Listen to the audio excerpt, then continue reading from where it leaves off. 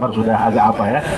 Baik, untuk selanjutnya kita mintakan kepada Al-Mukarram Dr. Husni Anwar ya. Saya tahu persis beliau sangat lama ya mendampingi almarhum Prof. Ramli ya, tentu banyak semacam apa ya, spiritual engagement ya, keterlibatan yang luar biasa ya. Baik, kita mintakan kepada Dr. Husnel, kita persilakan. Syukran wa jazakallah khairan. Assalamualaikum warahmatullahi wabarakatuh. Alhamdulillah wa kafa, wassalatu wassalamu ala rasulih mustafa wa ala alihi wa ashabihi wa man tabi'al huda. Asyhadu an la ilaha illallah wahdahu la syarika lah wa asyhadu anna Muhammadan abduhu wa rasuluh alladzi la nabiyya rasula ba'dah.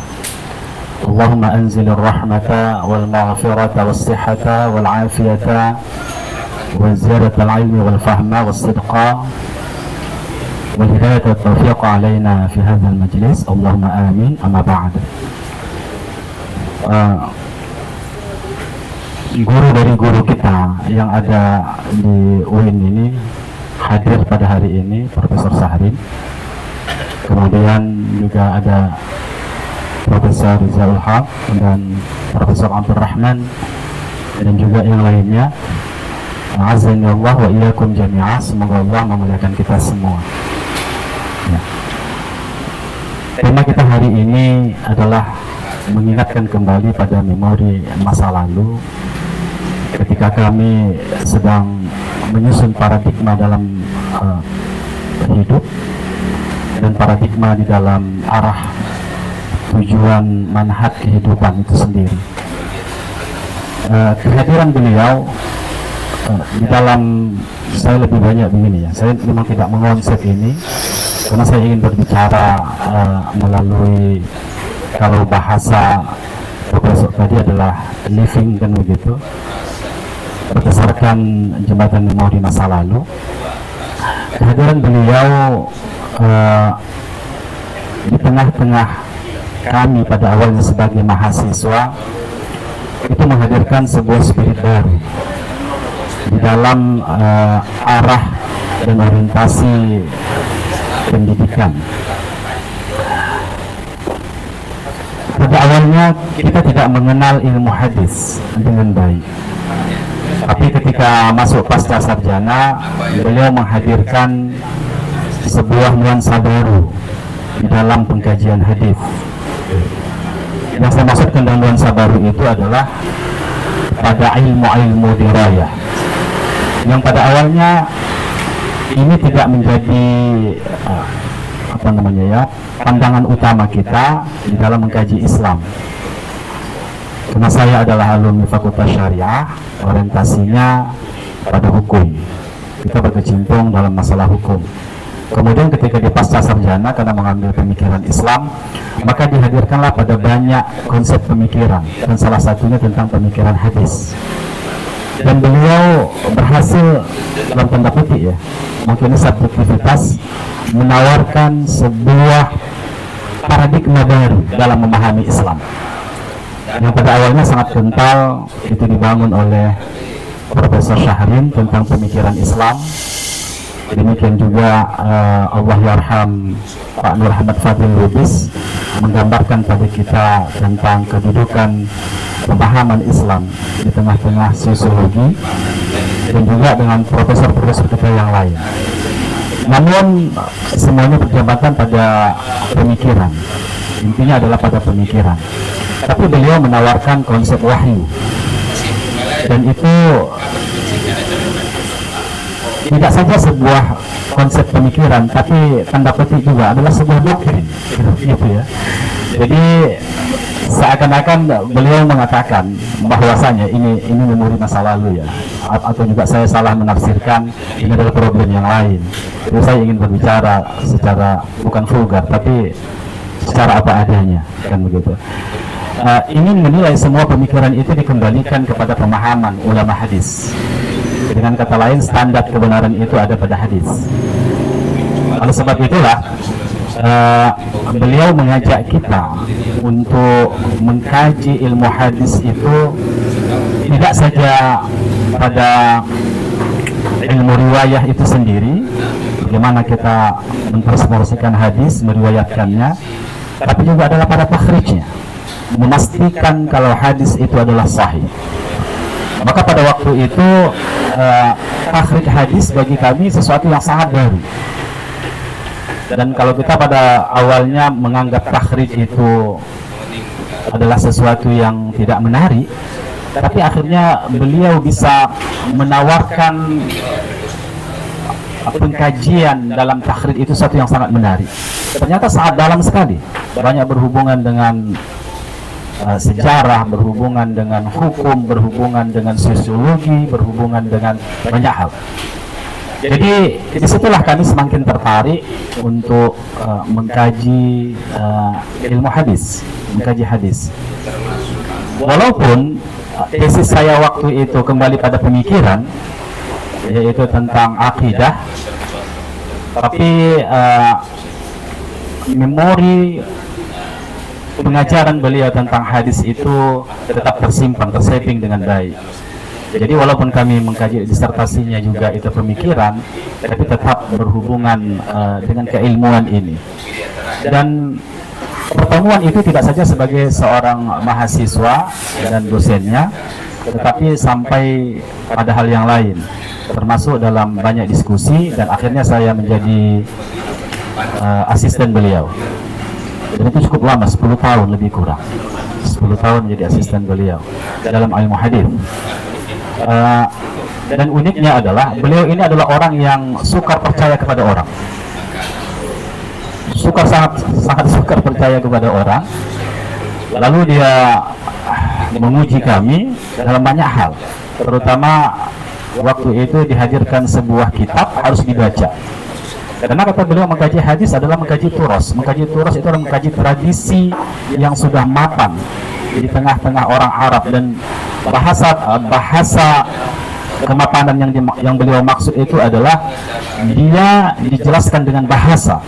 Dan ketika seseorang tidak memahami bahasa, maka dipastikan dalam tanda petik ya, kegagalan mereka untuk memahami sebuah kultur atau budaya atau tradisi yang hidup di mana ruang itu menjadi objek kajian kita. Dan di sini adalah konteksnya hadis. Dan hadis itu tersimpan dalam kitab-kitab turos. Ya. Jadi karena itulah beliau menguji kita untuk membaca kitab. Saya tidak tahu berapa nilai saya, tapi besoknya saya disuruh masuk. Kan begitu ya. Saya yakin banyak salahnya kan begitu. Tapi saya disuruh masuk. Dan disitulah kita berinteraksi lebih intens dengan beliau. Dan itulah awal 10 tahun kami bersama. Dan juga banyak buku-buku beliau yang saya edit. Iya. Yang saya edit, dan buku yang pertama sekali itu adalah Studi Ilmu Hadis. Nanti memang saya sedikit ingin mengemukakan di mana kontribusi beliau sebenarnya di dalam pengkajian hadis dalam rentang waktu pengkajian hadis Nusantara. Tapi sebelum itu, saya juga melihat beliau adalah seorang yang sangat antusias kepada ilmu.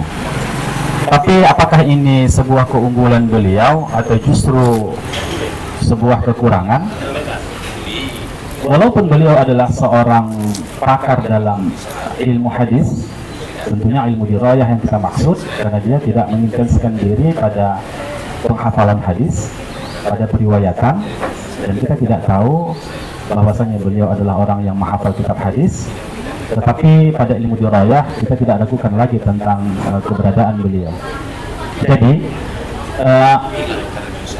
dalam rentang waktu itu, walaupun dia tadi tokoh hadis dan begitu ilmu dirayah, tapi beliau tidak menutup keilmuan yang lain. Maka dia mempelajari tentang pemikiran Islam, mempelajari tentang ulumul Quran, mempelajari tentang tafsir.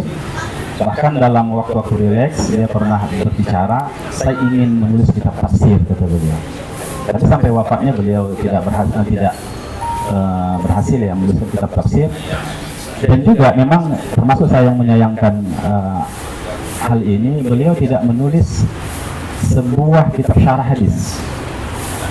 Ya. Jadi keilmuan itu hanya pada ilmu dirayah.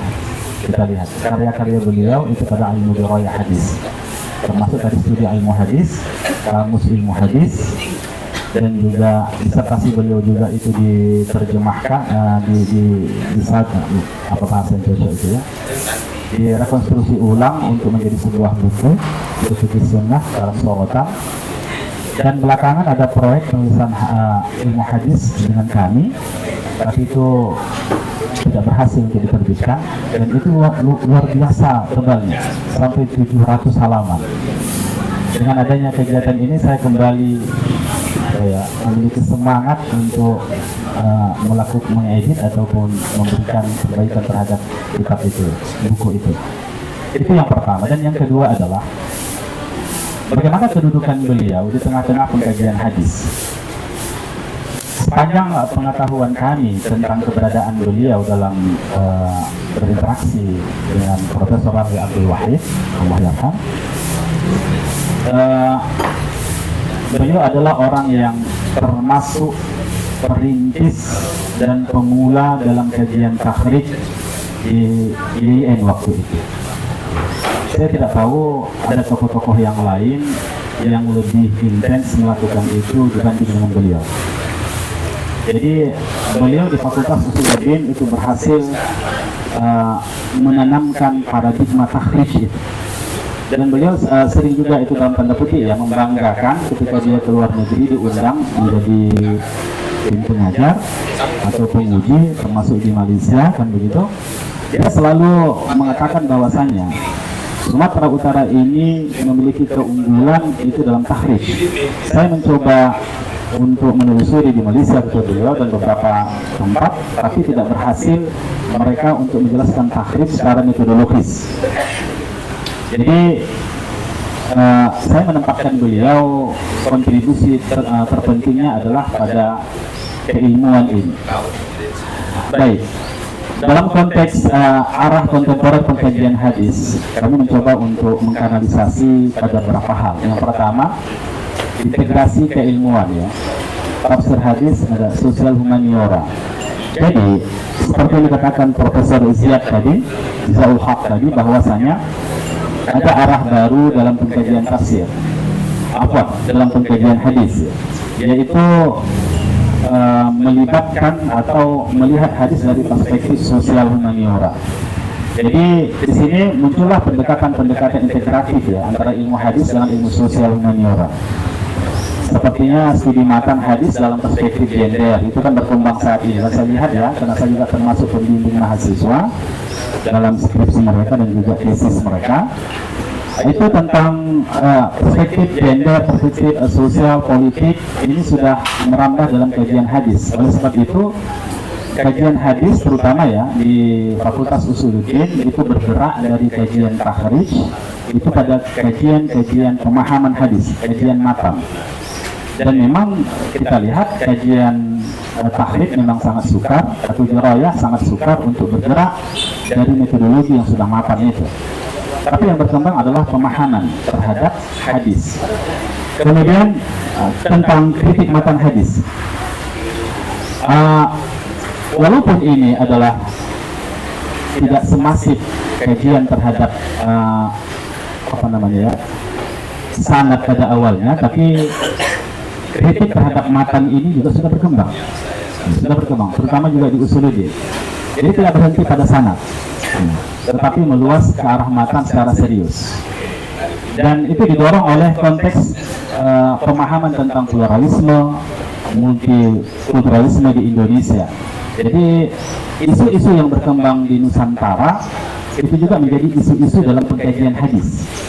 Jadi hadis telah ditarik untuk menjawab berbagai problem Nusantara kan begitu. Jadi pendekatan maqasid syariah itu tidak saja pada tafsir Al-Quran, tapi juga pada tafsir hadis. Dan baru-baru ini saya membimbing tentang sebuah skripsi ya, atau jurnal itu yang berhubungan dengan maqasid ini dalam memahami ilmu hadis. Dan sekarang juga kita juga bergerak pada digitalisasi dan teknologi hadis. Tapi kita bukan sebagai pelaku, tapi adalah sebagai orang yang menggunakan teknologi. Tentu saja Usuluddin yang dimana kami berkecimpung di sana tidak memiliki kemampuan untuk melakukan digitalisasi kan. Padahal sesungguhnya ini bisa dilakukan kolaborasi dengan fakultas yang lain. Bagaimana membuat sebuah digitalisasi hadis dalam arah baru. Arah baru yang kita maksudkan di sini lebih lengkap dari apa yang telah ditemukan oleh pihak lain kan begitu. Kemudian implikasi kemudahan akses ya, tetapi juga tantangan otentisitas dan validitas. Jadi kalau kita melihat apa namanya itu ya, software digitalisasi hadis itu sangat terbatas ya. Pertama, keterbatasan pada hadis-hadis yang ditahrif. Ada yang hanya mentahrif hadis-hadis kisah dan tidak menghadirkan hadis-hadis yang lain. Ada yang terbatas pada Sahih Bukhari, Sahih Muslim, atau pada masanid kan gitu. Padahal melakukan tahrif hadis kan harus menghadirkan semua kitab, karena kita tidak tahu jalur sanad itu kan pada periode yang lain, dan itu harus dihadirkan. Dan disinilah ruang bagi kita sebenarnya untuk membuat digitalisasi dalam teknologi tahrif hadis ya. Yang keempat, kontribusi akademik lokal terhadap disiplin global. Nah, ini penting juga. Beberapa disertasi dan karya ilmiah dari akademisi Indonesia itu mulai menjadi rujukan ya secara internasional. Jadi karena sudah di-upload di jurnal-jurnal Scopus dan jurnal-jurnal berreputasi internasional. Jadi pendekatan lokal seperti Islam Nusantara itu mulai menyumbang perspektif baru dalam studi hadis di dunia Islam. Tapi ini juga menjadi tantangan dan problem bagi kita tentang manhaj dan paradigma kita dalam memahami Islam. Ketika kita bergerak pada arah yang lebih luas, seyogyanya ada jembatan yang bisa menghubungkan kita. Tapi dalam pengalaman kita selama hari ini membaca beberapa hasil kajian, ternyata jembatan itu telah diputus.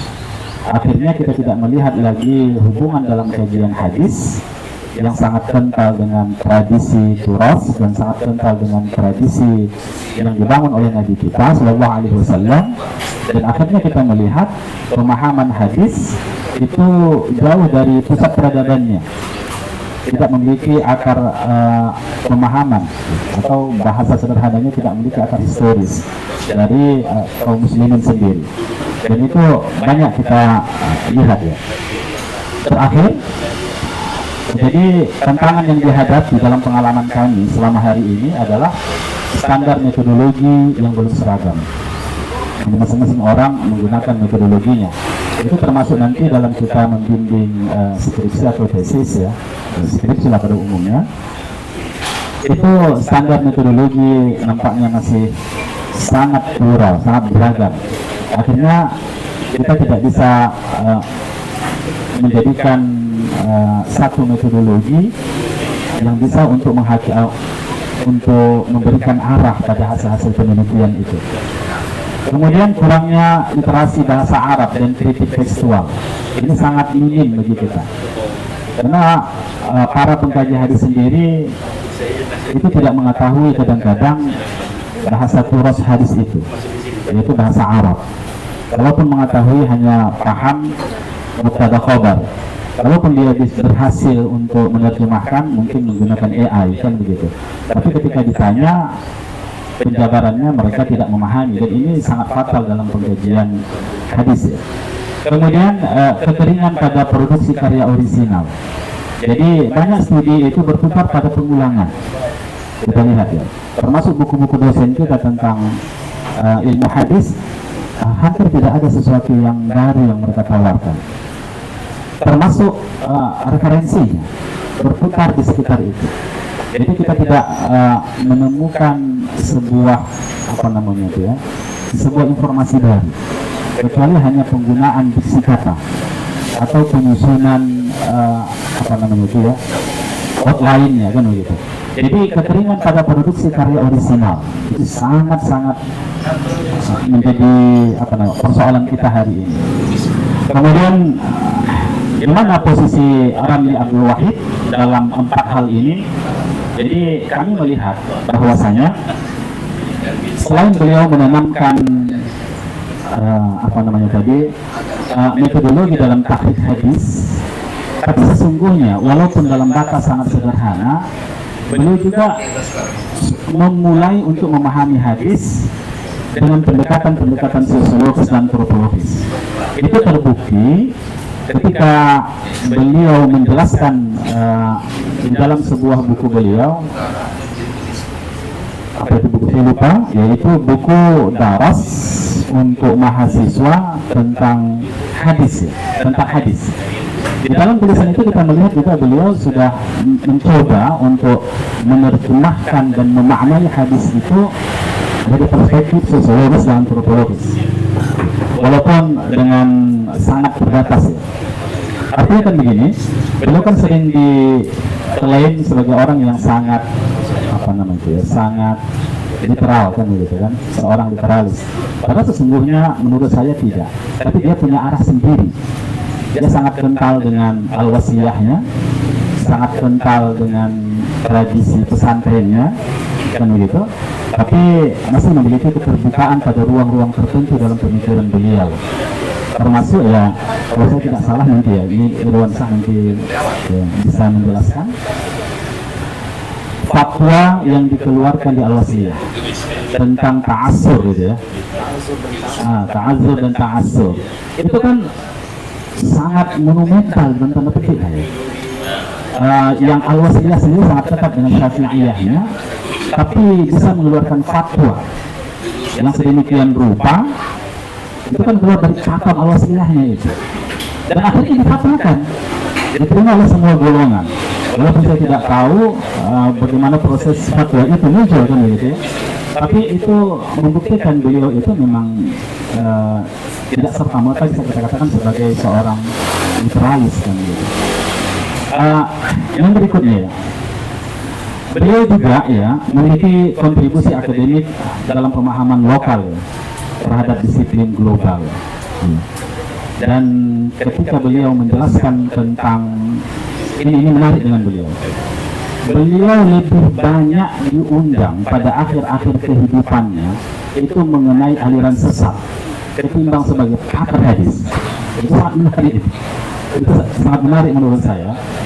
Dan saya katakan, ini Ustaz udah bergeser ini, saya bilang begitu. Dia senyum-senyum aja. Tapi yang saya baca adalah ini sebuah penerjemahan dalam keilmuan hadis yang sangat literal itu, atau yang sangat mengikat itu, untuk menilai perkembangan pemahaman. Jadi seperti itu saya lihat.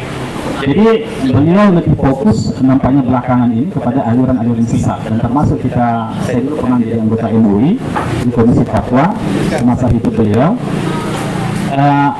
dan kita berdiskusi di sini itu sangat luar biasa. Dan yang menariknya bagi saya, beliau tidak seperti apa yang kita temukan di kelas ketika berada pada ruang diskusi, dan dia sangat bersifat inklusif. Itu banyak pendapat yang tidak beliau setujui, tapi karena diputuskan oleh forum, dan itu beliau ikuti walaupun tak tahu saya apakah itu diamalkan atau tidak. Itu berbeda dengan saya, kalau apa saya putuskan saya amalkan gini gitu. Kalau tidak saya mufarqah gitu. Jadi ini yang terakhir ya. Jadi beliau memiliki kontribusi ya dalam secara akademik dalam pendidikan lokal dan disiplin global itu. Ya. Dan terakhir sekali, paling kemudian rekomendasi lah menurut saya. Ini bagi Pak Profesor ya. Ya, di jurusan ilmu hadis. Pentingnya penguatan metodologi dan bahasa Arab. Kita harus punya karakter tersendiri di usuludin ini. Dulu saya pernah menjabat menjadi ketua prodi ilmu Al-Quran Tafsir. Maka waktu itu kita menginginkan ada satu yang sangat spesifik dari jurusan prodi ilmu Al-Quran Tafsir itu dibanding di Nusantara ini prodi yang lain, dan juga mungkin seluruh dunia. Apa itu? Kita ingin menjadi pusat kajian tafsir Nusantara. Tapi belakangan ya karena udah berbeda ini ya kan, berbeda pejabatnya, kita sudah nggak tahu lagi kemana arahnya ini ya. Kedua lalu arahnya tasawuf, sekarang nggak tahu arahnya kemana ini. Iya. Jadi Kenapa? Karena itu yang kita bisa memiliki kontribusi besar. Karena mahasiswa kita tidak bisa kita klaim semuanya bisa berbahasa Arab. Sementara kita ada lahan yang kemampuan standar mahasiswa kita itu bisa untuk mengelaborasinya sedalam-dalam mungkin. Kan sementara kan begitu. Tapi ternyata Allah Ta'ala alam bisawab ya, saya juga tidak mengikuti perkembangan lebih jauh. Itulah yang kita harapkan ada pada prodi ilmu hadis. Ada sebuah ciri khas dan karakteristik kita ketika dunia ingin mengkaji tentang sesuatu, cari di UIN Sumatera Utara, karena disitulah pusatnya kan begitu. Kalau kita cari pelajaran tadi hadis atau tafsir klasik ya banyak sekali sudah, dan kita tidak akan dipandang untuk itu. Dan itu yang kita harapkan nanti ya. Kemudian yang kedua, kolaborasi internasional dan interdisipliner ya, itu mendorong dialog antara akademis hadis, sosiolog, antropolog, dan pakar gender dan lingkungan. Kita menginginkan bahwasanya pemikiran tentang gender, pemikiran tentang apa namanya itu ya, tentang ekologi dan seterusnya itu tidak memutus jembatan dengan kajian hadis. Karena kita lihat yang dikaji hadis tapi tidak memiliki akar historis dengan hadis. Artinya memang sangat liberal sekali. Padahal dia sedang mengkaji hadis. Dia harus mempertimbangkan historisitas hadis itu sendiri. Kultur kajian hadis itu sendiri itu penting bagi kita. Dan sebab itulah maka ketika melakukan ini itu menjadi sebuah pertimbangan. Kemudian transformasi kurikulum studi hadis. Ini menyeimbangkan antara pelestarian turos dan inovasi akademik yang harus kita lakukan. Jadi karena kita kan berada pada sebuah perubahan yang sangat besar, dan kajian tentang turos dalam pengertian tahrif hadis itu kan seakan-akan sudah hampir selesai dilakukan, apalagi dengan karya Syekh Muhammad Ismail Al-Baini yang telah mengkaji semua hadis. Barangkali yang bisa kita lakukan adalah kecenderungan kepada tokoh ini dan tokoh yang lain, karena hampir semua sudah ditahrif ya, walaupun masih ada ruang sedikit yang tersisa bagi kita. Jadi transformasi kurikulum studi hadis. Yang terakhir ini sangat penting ini Pak Prof. Etika keilmuan dan keberpihakan sosial dalam kajian hadis. Jadi studi hadis bukan hanya wacana akademik, ya, tapi juga harus menjawab kebutuhan umat dan realitas sosial kita. Kenapa hadis itu, kajian hadis itu tidak diminati? Karena orang sudah terpakam persepsinya tentang hadis itu adalah hanya mengkaji kitab-kitab turos dan tidak bisa menjawab tantangan sosial hari ini. Sebab itulah maka harus ada nuansa etika keilmuan dan keberpihakan sosial kita. Bagaimana hadis bisa menjawab tantangan itu? Dan kita tahu hadis terpenafsir dari Al-Quran, maka oleh sebab itu hadis jauh lebih bisa memberikan penerjemahan yang lebih konkret daripada Al-Quran itu sendiri yang sangat apa namanya ya, yang sangat dinamis kan gitu. Baik, jadi saya tutup dengan sebuah penutupan ya tentang arah masa depan kajian hadis yang telah dirintis oleh Profesor Dr. Haji Ramli Abdul Hasim Mangunsang rahimahullah ya. Studi hadis Indonesia itu menunjukkan dinamika yang sehat dan progresif. Itu fakta yang tidak bisa kita pungkir. Jadi ke depan yang dibutuhkan bukan hanya akademisi yang mumpuni secara teks, tapi juga teks sangat perlu karena kita mengkaji hadis, tetapi juga visioner dalam menyuarakan nilai-nilai profetik ke dalam realitas sosial yang sangat kompleks hari ini. Kemudian Indonesia dengan karakter majmuknya itu memiliki potensi besar untuk menawarkan paradigma studi hadis yang kontekstual, moderat, dan berorientasi pada kemaslahatan serta tidak tercerabut dari akar hadis itu sendiri, baik secara riwayah, dan juga pada pemaknaan hadis. Jadi demikian mungkin dari saya, Pak Profesor. Saya ingin kita semua lah mendoakan beliau, karena bagaimanapun beliau adalah orang yang sangat berjasa ya. Profesor kita itu sangat berjasa terhadap universitas kita hari ini. dan terutama dalam kajian hadis ya di Usuluddin. Allahumma ighfir lahu warhamhu wa'afihi wa'fu anhu wa akrim nuzulahu wa wasi' madkhalahu waghsilhu bil ma'i wal thalji wal barad wa naqqihi min khatayahu kama yunqqa ath-thawb al-abyad min ad-danas wa abdilhu daran khayran min darihi wa ahlan khayran min ahlihi wa zawjan khayran min zawjihi wa adkhilhu jannah innaka 'ala kulli shay'in qadir. Sallallahu wasallam alaihi walhamdulillahi rabbil alamin. Assalamualaikum warahmatullahi wabarakatuh. Waalaikumsalam warahmatullahi wabarakatuh. Ya, terima kasih kita ucapkan kepada Dr. Husnil ya. Kira banyak hal tadi disampaikan ya, terutama tentang posisi almarhum Prof. Ramli dalam konteks studi hadis di IAIN ya, UIN ya, di Sumatera Utara, dan juga dalam konteks lebih luas di Indonesia ya. Baik, selanjutnya kita mintakan kepada Dr. Irwansyah. Ya, kita persilakan.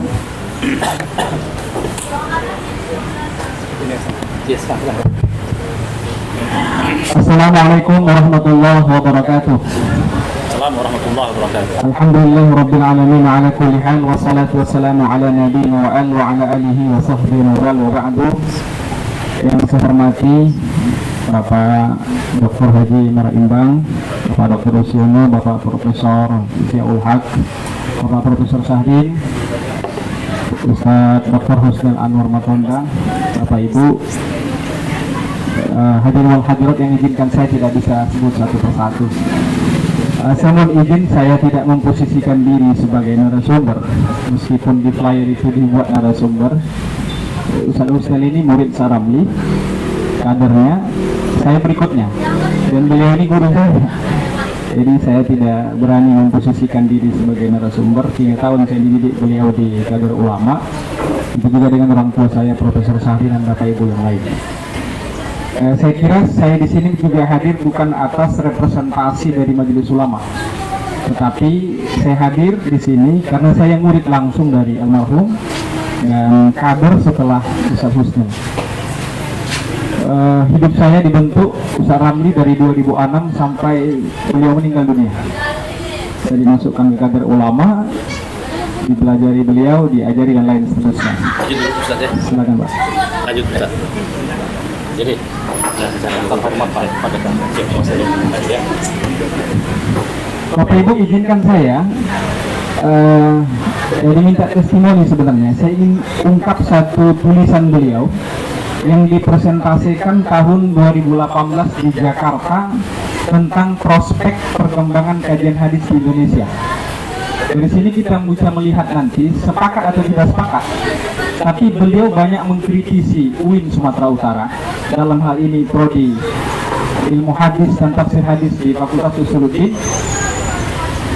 Beliau juga banyak mengkritisi banyaknya metodologi perkembangan modern yang mencoba untuk meneliti dan menelaah hadis dengan metode itu sendiri.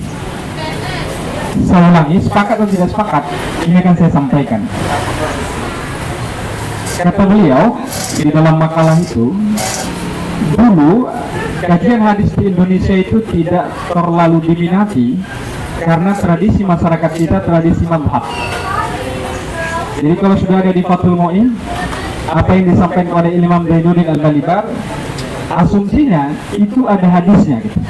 Walaupun tidak ditulis dalam hadis itu, tapi itu disadur, dipahami berdasarkan hasil ijtihad, tapi tetap bermuara kepada hadis Nabi. Sehingga orang-orang madhab ketika sudah difatwakan, dijelaskan di dalam fikih, maka tidak perlu lihat lagi kitab hadis, itu sudah ada dasar hadisnya. Ini tradisi madhab. Sehingga belakangan pada periodisasi awal, perkembangan kajian hadis di Indonesia itu tidak terlalu mencuat ke permukaan. Bahkan banyak di kalangan elit hadis sendiri, banyak profesor, tetapi banyak tausiah, tulisan, ceramah agama, buku yang memuat hadis-hadis yang tidak sahih. Jadi contohkan waktu itu beberapa dosen di kampus kita yang baca hadis di tausiah agama di Masjid Ulul Albab, dia sampaikan hadis tentang utlubul ilma walau bisin. Lalu kata Ustaz Ramli bilang, ini tidak paham ini. Padahal itu bukan hadis Nabi. bukan hadis Nabi. Kemudian sumu tasihu, masalah kamu niscaya kamu akan sehat. Banyak sekali hadis-hadis yang diungkapkan oleh para ilmuwan di berbagai tempat, tapi setelah diteliti dan ditelusuri dalam kitab-kitab takhrij, banyak yang dhaif, bahkan banyak yang lemah. Maka dia untuk membentengi para dai dari hal tersebut, dia buat tulisan-tulisan tentang hadis-hadis yang bermasalah. Dan salah satu yang menjadi rujukan beliau adalah buku Profesor Ali Mustafa Ya'qub. Di lain hal, di samping ada buku-buku yang lain seperti Al-Mawdu'at dari Imam Ibnu Qayyim Al-Jauziyah. Kata beliau dalam makalahnya, ini menunjukkan bahwa perkembangan kajian hadis terbatas di kalangan elitnya. Elit hadis itu sendiri yang dosen di fakultas yang notabene-nya mengajarkan ilmu hadis, tapi masih menyebut banyak hadis-hadis yang bermasalah. Kata beliau ke saya, sebenarnya boleh aja dia sebut itu, tapi bukan dengan sirah jazam, tapi sirah tamrid. Tapi ketika dia katakan qala Rasulullah, berarti itu hadis, itu klaim terhadap bahwa itu adalah ungkapan Nabi Sallallahu Alaihi Wasallam, padahal masih diragukan. Harusnya dia bilang, konon kabarnya ada hadis yang mengatakan begini, karena dia tidak pasti kebenarannya. Bapak Ibu hadirin yang saya hormati, ada beberapa hal tentang masa depan hadis yang beliau kritisi, termasuk metodologi dalam menelaah hadis. Saya baca saja ini sedikit. Metodologi pendekatan baru dalam mengkaji eksistensi hadis, pemahamannya sekarang cukup berkembang dan bervariasi, kata beliau. Tentunya keadaan sekarang mendorong lahirnya metode baru ke depan lebih modern lagi, sehingga kajian hadis lebih berkembang. Ini terjadi karena interaksi yang cukup intens antara metodologi yang sudah ada, metode yang klasik, dengan metodologi yang akan muncul baik di kalangan Islam sendiri maupun di luar Islam. Kata beliau, walaupun metode yang akan muncul tidak terjamin adanya sejalan dengan maqasidus syariah, ialah oleh karena metodologi yang muncul ada yang bebas nilai, ada yang tidak bebas nilai. Ini kalimat yang diungkap beliau. Menurut beliau begini, kita nggak bisa memahami hadis yang bebas nilai dengan akal, dengan hanya semata pemikiran, tanpa pengetahuan bahasa Arab. Katanya, beliau mengatakan mustahil orang memahami secara komprehensif dan mendalam satu teks nas yang berbahasa Arab tanpa memahami ilmu bahasa Arab itu sendiri. Apa alat yang dia gunakan? Kadang-kadang ekstrim katanya, jangan berakal-akal. Itu ke saya, jangan berakal-akal. Harus ada jelas mana metodenya. Paham nggak ilmu asbabul wurudnya dan lain sebagainya. Bagaimana dia memahami satu teks, bagaimana dia menerjemah satu teks dan seterusnya. Kata beliau, metode yang tidak bebas nilai pada dasarnya terbagi dua, yaitu yang pertama sesuai dengan ajaran Islam, kemudian yang tidak sesuai dengan ajaran Islam. Misalnya, ketika nas dan hadis berhadapan dengan akal secara lahiriah, kadang-kadang nas bisa ditakwil atau diinterpretasi dengan pendapat akal jika akal yang dijadikan dasar takwil tidak bebas nilai. Dasar takwil tidak bebas nilai itu adalah nilai iman dan Islam. Jadi kata Profesor Ramli, seseorang yang mencoba untuk menelaah satu hadis, meskipun dia potensikan seluruh akalnya, tapi tidak bebas nilai, imannya harus diperkuat. Al-aqlu al-mustaniru bil Quran wa sunnah. Itu kalimat yang dia sampaikan. Akal yang disinari dengan wahyu. Tidak boleh main akal-akal saja. Menurut saya begini, tidak bisa. Harus ada jelas dasar. Meskipun sekali lagi, usaha itu nggak kaku memahami hadis. Yang sering diajarkan itu adalah ketika Nabi perang, turun ayat wa'idul lahum mastata'tum min quwwah. Siapkan kekuatan. Kuwah di situ dalam bentuk nakirah, tidak ma'rifah, kata beliau, umum, dan tidak jelas apa kekuatan yang dimaksudkan Allah untuk disiapkan para sahabat dan Nabi. Lalu seorang sahabat bertanya pada Rasul, karena yang paling paham hadis itu adalah Nabi, tidak ada yang lain. Lalu kata sahabat, mahil kuwah ya Rasulullah, apa itu kuwah, kekuatan yang dimaksud dalam ayat itu? Kata Rasul, ala innal quwwata ar-ramy. Ketahuilah kekuatan yang dimaksud dalam ayat itu adalah ar-ramy, anak panah. Menurut Ustaz Ramli, Mengapa ditafsirkan Nabi hadis itu dengan anak panah? Karena saat itu persenjataan yang canggih cuma panah. Kendaraan yang tercepat cuma kuda, tidak ada yang lain. Kalau sekarang, layakkah kita tafsirkan lagi kalau perang hari ini dengan itu? Kata Ustaz Ramli, tidak. Tafsirnya rudal balistik. Di sini saya melihat bahwa Ustaz Ramli itu tidak kaku dalam menilai teks naskah hadis itu sendiri. Dalam batas-batas tertentu dia tekstual betul, tapi dalam kondisi tertentu ketika teks tidak bisa diterapkan dan tidak relevan, maka Ustaz Ramli beralih kepada pemahaman yang kontekstual. Kata beliau, al-mafhum muqaddamun alal mantuq, bahwa pemahaman kontekstual muqaddamun alal mantuq, kadang-kadang didahulukan dengan daripada yang tertulis dalam nas. Tapi ada kaidahnya, juga tidak lepas. Di antaranya al-aslu fil kalam al-haqiqah, al-ibratu bi umumil lafzi la bi khususis sabab. Kemudian al-mafhumu al-mantuqu muqaddamun al-mafhum ketika tekstual, dan sebaliknya ketika kontekstual. Jadi Ramli itu kemana-mana pakai kici, bahkan olahraga pun pakai kici. Kami mau ke satu tempat beli buku, ini foto saya upload tadi pagi di Facebook di 9 Wali. Ketika berangkat sama Profesor Syahrin, kami ada satu acara konflik internal di organisasi Al-Wasliyah sama Pak Mas Batubara. Kami turun pesawat dengan beliau, tapi disempatkannya dia keluar bersama saya. Keluar kita sebentar. Mereka gimana Bu ya? Tinggal kenapa mereka? Kami keluar kemana Pak? Ke toko buku 9 Wali. Dan itu kenangan yang nggak bisa saya lupakan dengan beliau. Kemana saja beliau pergi selalu beli buku. Dan dia bilang sama saya, kita tidak boleh memutus mengklaim satu ilmu kepada seseorang.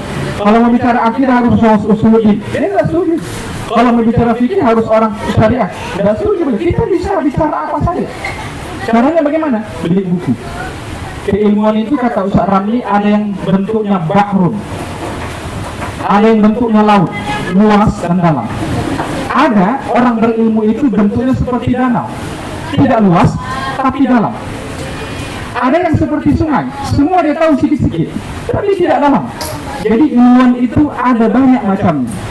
Jadi kita harus masuk pada fase itu, kata almarhum Ustaz Ramli. Ada yang menarik kata beliau. Akan tetapi, bila nas bertentangan dengan akal yang tidak bebas nilai, tetapi nilainya adalah nilai sekuler atau ateis, maka ketika itu nas tidak boleh ditakwil atau diinterpretasi berdasarkan pendapat akal seperti itu. Oleh karena itu, perkembangan, ini penting bagi kampus Usuluddin, perkembangan metodologi masa akan datang diharapkan adalah metodologi yang terikat dengan nilai iman dan Islam. Jadi tidak bebas, harus terikat. Memahami nas tidak boleh ini maslahat. Kata beliau, maslahat yang seperti apa? Apakah maslahat itu bisa dinilai oleh akal saja? Menurut saya maslahatnya begini, maka pemahaman begini. Tidak bisa, kalau inilah koridornya, ini tolok ukurnya, hancurlah kita. Di antara yang harus dikuasai apa? Bahasa Arab, asbabul wurud, usul fikih, dan dia mengenal ilmu syariat. Ini kata Salam. Bapak Ibu, saya ingin katakan bahwa kata guru saya Ustaz Muslim tadi, Salam itu nggak kaku, benar. Contoh Bapak Ibu, beliau pernah menandatangani talak 3 sekaligus jatuh 1. Itu bertentangan dengan jumhur ulama.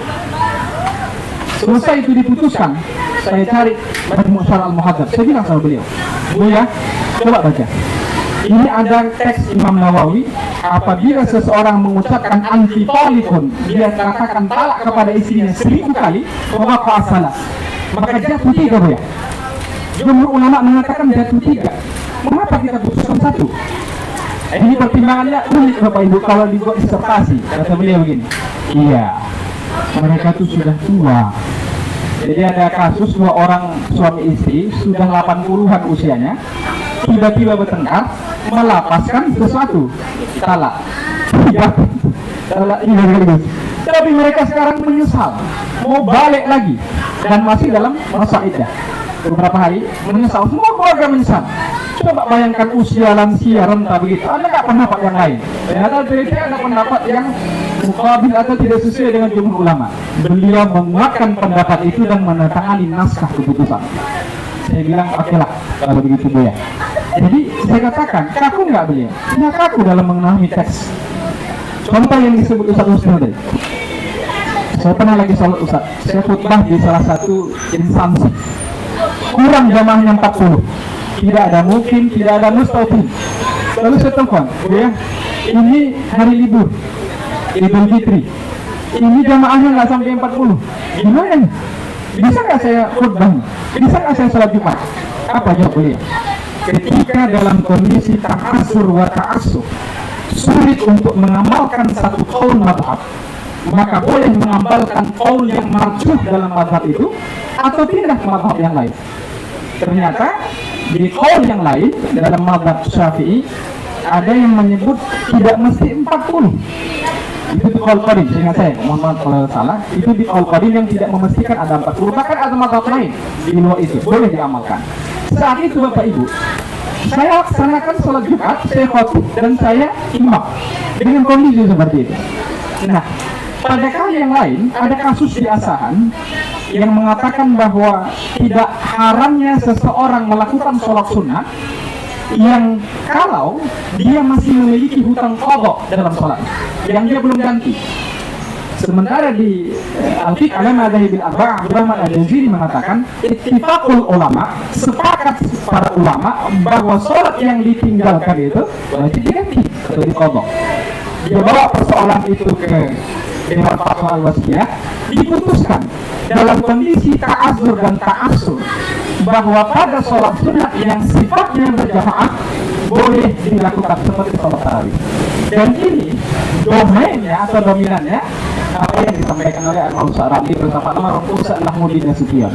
Jadi jangan anggap Ustaz Lahmuddin itu juga super kaku. Tidak, Ustaz Lahmuddin itu juga tidak kaku dalam memahami teks-teks dalam bahasa tertentu, dia bisa berkembang lebih luas.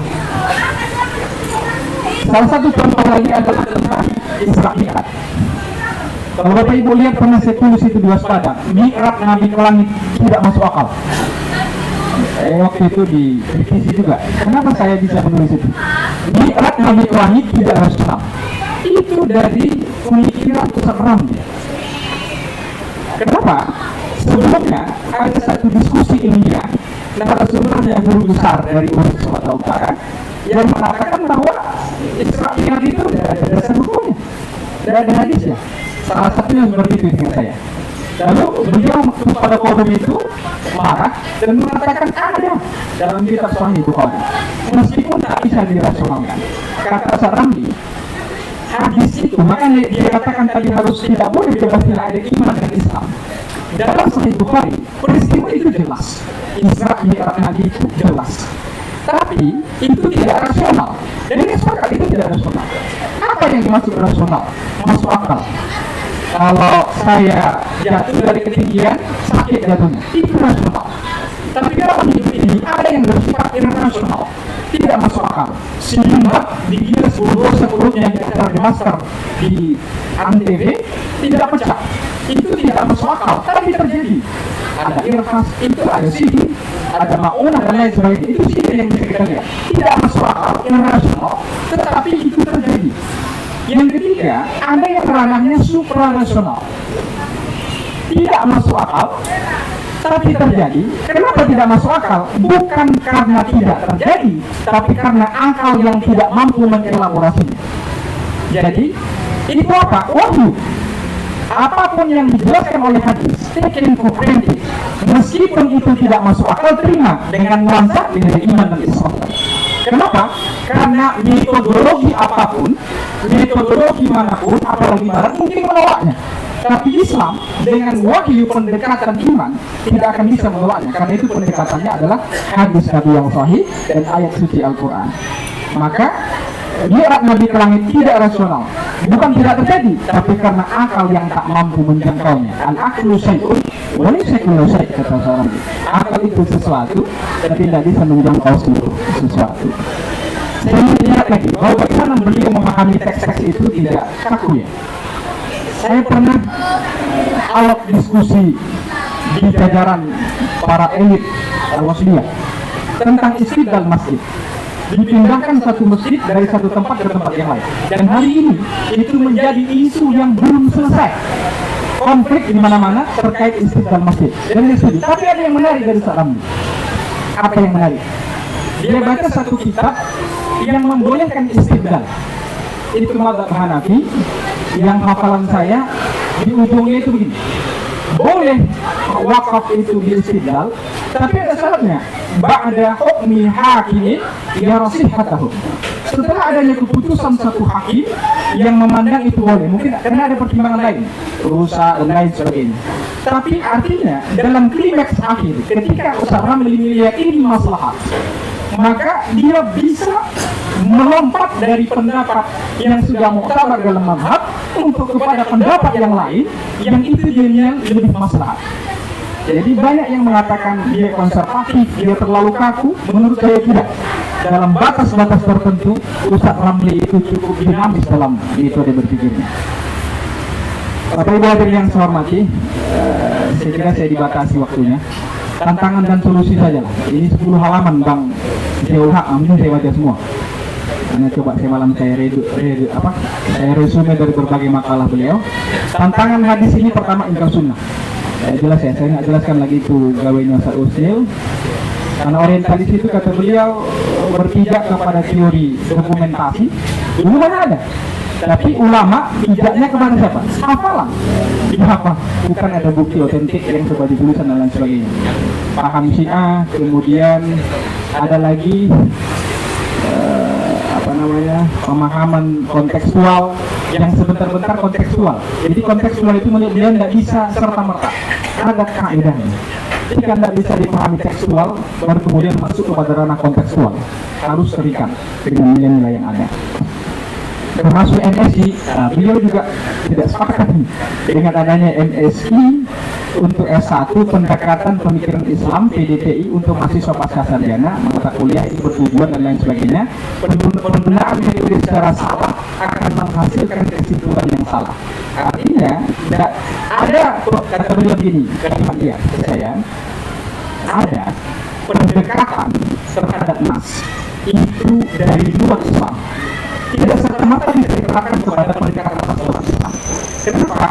Dia katakan begini, karena berangkat dari dua posisi yang berbeda. Kalau metodologi studi Islam dalam Islam, kita berangkat dari keyakinan kebenaran sebuah wahyu. Keyakinan dulu bahwa hadis itu sudah pasti benar, kemudian Al-Quran itu sudah benar. Jadi kalau ada metodologi yang tidak begitu, tapi meragukan dulu baru diteliti untuk mendapatkan kebenaran, jadi tentu akan bermasalah. Kata beliau, tidak setuju, itulah pendapat guru saya almarhum Salam Abdul Wahid. Jadi salah satu yang dia kritisi tentang UMI itu adalah ilmu hadis dan IAT yang dipisah. Jadi dulu namanya tafsir hadis, makanya dibukanya kelas tafsir hadis internasional. Yang mungkin kalau saya tidak silap Ustaz Akbar Alumni ya, bukan, nomor ya, dari tafsir hadis internasional. Saya pernah mengajar asisten beliau di sana beberapa kesempatan. Dekannya Pak, saya lupa itu Profesor Sukiman ya, Profesor Sukiman. Nah kata beliau begini, studi ilmu hadis IH dan IAT menjadi tafsir hadis sebelumnya. Lalu kemudian belakangan itu dirubah. Lahirnya prodi tafsir hadis di Fakultas ini menjadi ikon yang menarik mahasiswa berduyun-duyun untuk masuk, terutama alumni pesantren. Dan kualitasnya bisa dipastikan lulusan yang terbaik. Belakangan, nah ini belakangan ya, alumni yang tidak ada di pesantren karena kebutuhan kuota diterima saja di tafsir hadis, diterima di ilmu Al-Quran dan tafsir. Akhirnya outputnya tidak sama lagi dengan target yang masalah. Jadi barangkali kata beliau, salah satu yang perlu dipikirkan adalah nanti bisa dibaca di jurnal sekaligus bersama Kiai Masri bahwa dia ini bagaimana menyatukan kembali tidak dikisah antara ilmu Al-Quran dan tafsir bersama ilmu hadis, tetap satu tafsir hadis, sehingga ini akan bisa mendongkrak mahasiswa yang masuk belajar di UIN, tidak lagi yang sampai ke studi Quran saja dia masuk ke sana lalu hadisnya kosong, tidak ada mahasiswa dan lain sebagainya. Bapak Ibu, yang kedua penguatan akidah. Nah, ini perlu dilihat penguatan akidah bagi mahasiswa kita untuk melahirkan para ulama-ulama hadis yang tidak integrasi lagi. Saya baca semua ya, banyak sekali ya.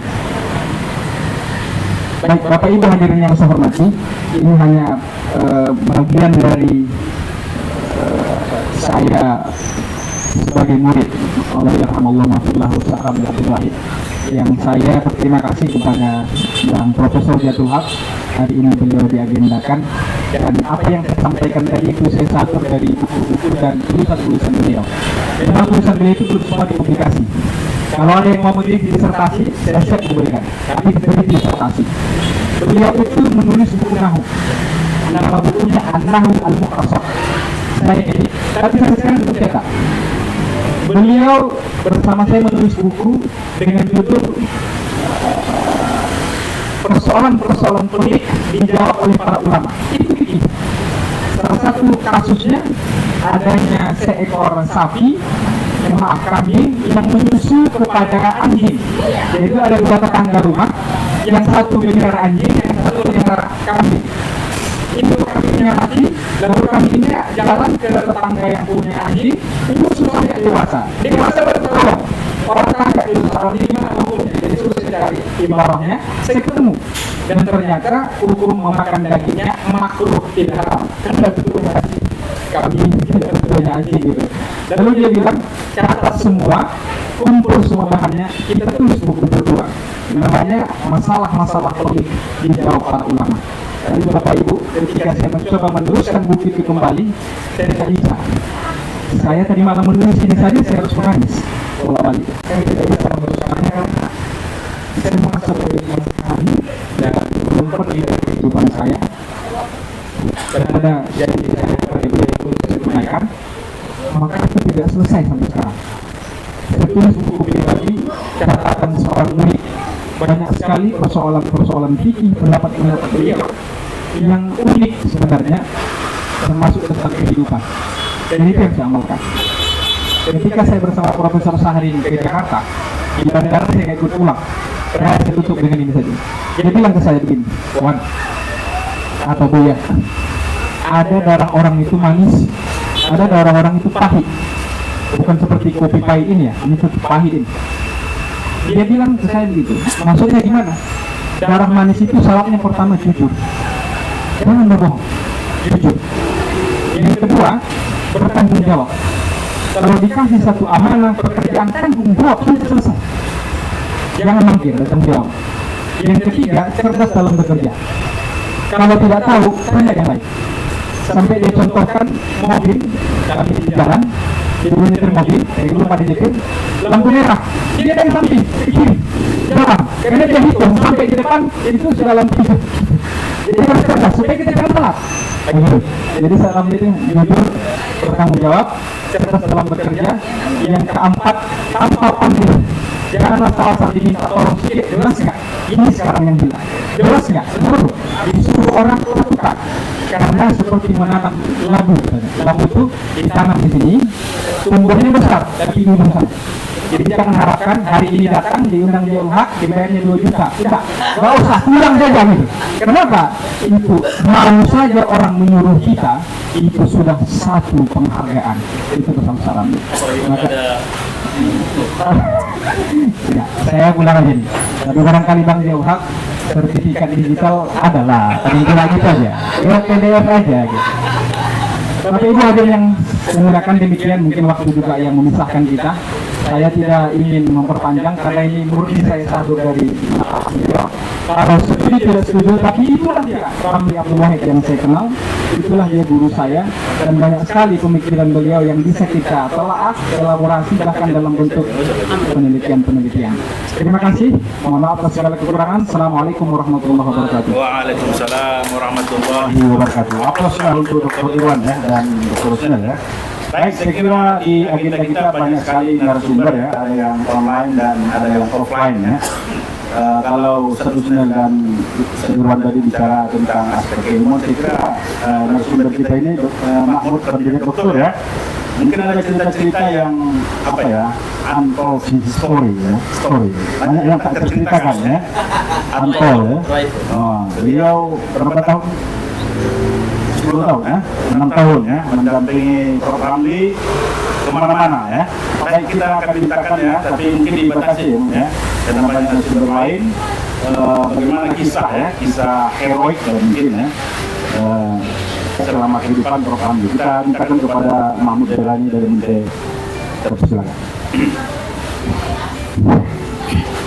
Bismillahirrahmanirrahim. Assalamualaikum warahmatullahi wabarakatuh. Waalaikumsalam.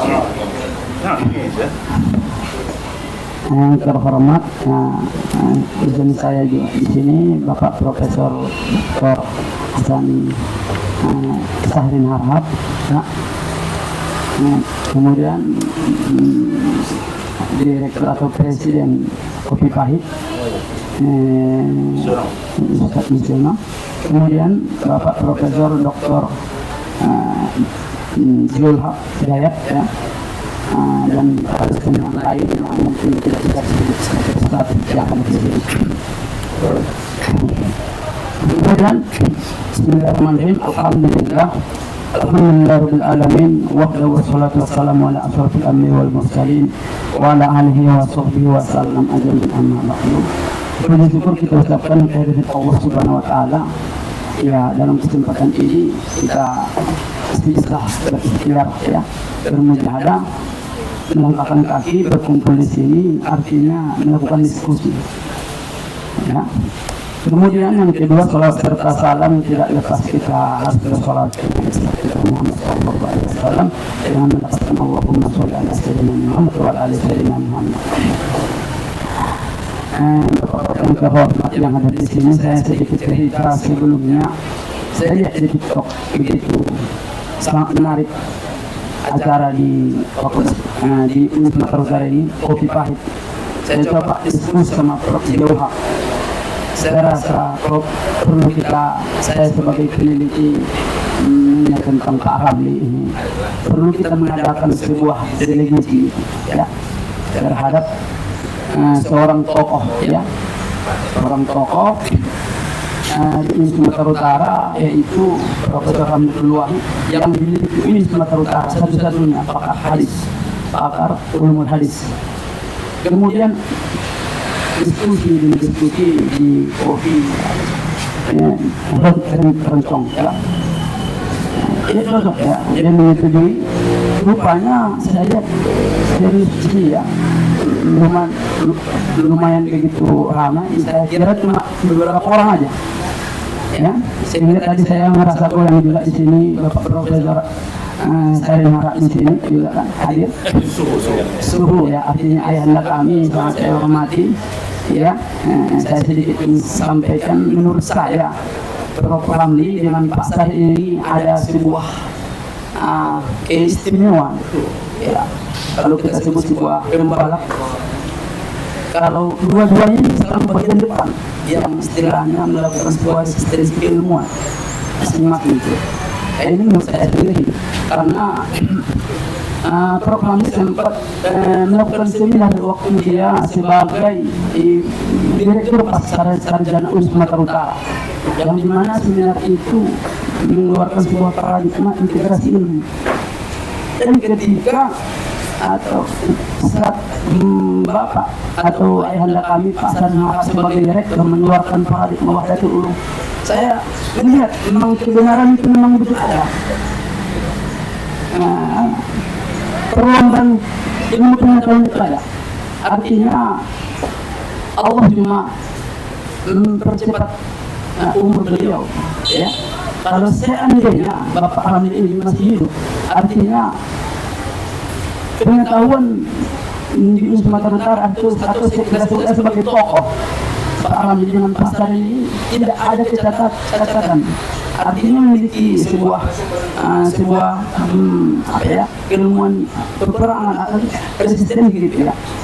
Yang sebenarnya itu harus kita apresiasi sebagai Sumatera Utara, bagaimana kita melihat tokoh-tokoh di Sumatera Utara itu satu sama lain harusnya saling memperbesarkan, jangan satu sama lain mempersulitan. Makanya di dalam penelitian saya di STGD membahas mengenai tentang pemikiran Hamid Ulwahid, sempat yang saya buat judulnya mengenai tentang integrasi ilmu, yang dimana Pak Zia sempat membilang sama saya, kalau umpamanya kalau kita buat pengujinya Pak Sarim gimana gitu ya. Ya, kalau memang itu memang diharapkan, kenapa tidak perlu kan? Artinya ini pendidik dari mulai katanya kan. Ya, tapi saya memang serius. Cuma gimana saat itu mungkin yang pengujinya ada di dunia kalangan kami ya, Ustadz ya. Alhamdulillah sebenarnya terlaksana ya. Kemudian bukan hanya di situ aja ya. Kalau bicara tentang istimewa tentang Pak Ramli ini, kayaknya saya lebih banyak mendapatkan keistimewaan yang beda dengan yang lain, karena saya langsung mutasi ya, bersentuhan sama beliau, mulai daripada penjadwalan kapan beliau minum obat, mulai saya tidur di rumahnya sampai besok kapan dia di mana ceramah, jadwalnya saya apa. Dan di dalam doa saya, ya Allah, buatlah saya seperti ini, bisa ceramah kemana-mana. Alhamdulillah saat ini berlahan-lahan saya dapat jadwal. Alhamdulillah. Karena waktu beliau itu masih hidup kita nggak berani. Karena dia sempat bilang, kamu tidak layak untuk ceramah. Ya, tidak layak menjadi imam masjid gitu ya. Jadi itu bukan berarti dia ngomong seperti itu tidak cuma dalam hati, artinya sebuah motivasi supaya ada genjotan sama diri kita. Ya, saya terus terang tidak ada merasa dendam sama beliau. Kadang banyak hal-hal yang dimana Mahmud ini ada lampu merah ini. Selain lampu merah ada simpang belok kiri. Kita masuk kiri, siap prop. Dapat lampu merah, dapat simpang 3. Saya tanya lagi, ini simpangnya prop. Enggak tahu tuh rupanya kiri sama kanan kan. Jadi bukan berarti di sini saya memang ditempa sama Pak Ramli. Jangan sampai 2 kali sampaikan. Sekali saja cukup. Artinya setelah beliau menjadi direktur di Pasar Sarjana, kami tetap kontak ya, walaupun saya tidak direkturnya. Kamu gimana? Saya sudah lagi di percetakan, saya mau datang ke sana. Siap Prof, ini jam 11 malam. Perkembangan di UI, dia cerita bagaimana di UI itu. Dan saya lihat beliau ini orangnya, dia memang bermain di politik, tapi yang selama ini menurut saya beliau kurang mengetahui siapa musuh dia. Sehingga tadi dia sering kadang-kadang musuhnya yang dikawaninya, sedangkan kadang-kadang yang sebenarnya musuhnya tidak mengakrabkan dirinya. Ya, banyak hal yang terjadi. Jadi makanya ya, saya ucapkan terima kasih kepada Pak Direktur ya, Kopi Pahit ini. Akhirnya acara ini dilaksanakan, data-data sudah kita rekam di sini. Saya dapatkan beberapa pendapat tentang Pak Ramli ini. Saya meneliti tentang beliau, mengenai tentang pemikirannya, kontribusinya, bagaimana dia dulu di Fakultas Usuluddin ya, sebagai dosen saya di jurusan tafsir hadis internasional yang begitu sangat berat ya ketika mengajar. Ketika makalah ada beberapa yang salah di titik komanya aja, makalah itu bukan ini kan, tapi dilempar ke muka kita. Ini seperti ini ya. Artinya ini bukan hal yang saya coba menuliskan di sini. Di sini melihat hanya melempar gitu aja, tidak mengingat itu. Setelah keluar dari kelas ini dia lupa. Dia pasti lupa. Bahkan waktu saat itu saya mengajak, saya diajak Mahmud, saya mau ceramah ke Serge, coba siap-siap sekarang. Saya siap-siap, Mahmud sudah sidang apa belum? Padahal kemarin waktu sidang itu masih dilempar, itu masih saya ingat, tapi dia lupa gitu. Artinya beliau ini hanya sekilas saja keemosian sama soal itu, sama Mas Doi. Cuma kadang-kadang yang paling apa yang kita rasa, dia selalu mengistimewakan orang Tanjung Balai. Dalam hati itu kan ada juga beberapa kawan. Mana orang Tanjung Balai, udah aman deh. Tapi kalau kita lihat orang-orang yang berhormat ini, hebat. Ya, termasuk sama saya. Tapi alhamdulillah beberapa catatan dari beliau, saya berharap kepada Allah dia didapatkan di sana. Ya. Dan dia berapa itu banyak menasihati saya. Bagaimana saya sebelum buka usaha dia memberikan nasihat. Saya cerita bagaimana awal-awalnya di fotokopi dia datang. Bahkan karena waktu saat itu belum ada karyawan saya itu. Saya tidak berbohong, dia yang menjaga saya kurang lebih satu hari setengah hari lah. Dari jam 10 sampai jam-jam 3 datang. Jadi itulah ya beberapa hal yang begitu sangat saya ingat ya sama beliau waktu tidur di rumahnya, buku apa yang kita pegang, yang kita baca-baca malam itu ketika kita tidur dibuka, besok hati-hati pasti jalan pasti tadi malam Mahmud saya membaca buku ini, bahkan sampai menunjukkannya ini Prof. Ini saya apa yang saya dapatkan dari buku itu jadi saya situ ya. Jadi jurus mengarang-arang keluar lah. Panggil juga pengarangnya kan. Jadi setelah saya baca itu Ustaz. Tapi yang saya ini pengarang aja. Nah, ya. Mungkin sampai di sini saja ya. Yang bisa saya sampaikan mungkin nanti pada masukan juga dengan orang ya yang banyak mengenal tentang beliau yang langsung kenal dengan beliau. Saya akhiri salam. Assalamualaikum warahmatullahi wabarakatuh. Waalaikumsalam warahmatullahi wabarakatuh. Baik, ini sebagian ada yang online ya. Kita sapa dulu. Ada yang di Palembang nih, Dr. Komarullah. Halo. Mana Bu? Halo Pak Dr. Komarullah.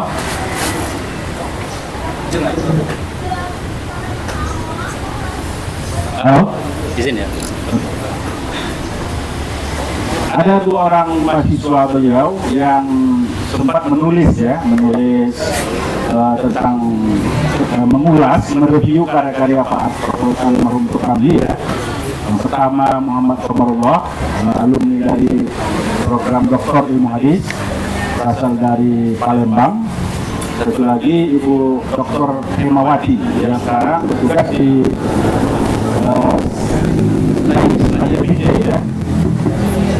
Halo Bu Dr. Hemawati. Halo. Sudah ketemu. Baik, kita mintakan kepada Ibu Dr. Hemawati untuk memberikan catatan ya, ulasannya.